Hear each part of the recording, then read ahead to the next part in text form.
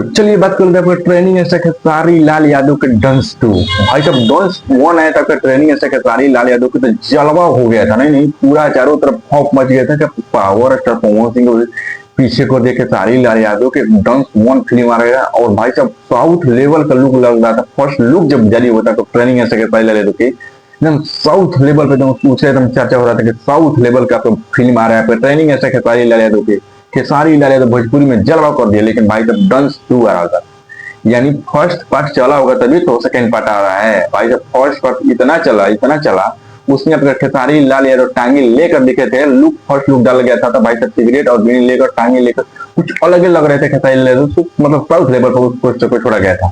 लेकिन आपको बता देना चाहते हैं उसी फिल्म का जो है डांस टू आ रहा है, उसी मतलब वीडियो डायरेक्टर धीरज ठाकुर लेकर आ रहा है। उसका प्रोडक्टर मतलब उसका प्रोड्यूसर है राजकुमार, ग्लोबल म्यूजिक जंक्शन उसका प्रोड्यूसर कर है। और बहुत ही बेहतरीन फिल्म। अरे फर्स्ट लुक किया जारी किया गाना के साथ आपका ट्रेनिंग ऐसा खेसारी लाल यादव देख रहे हैं।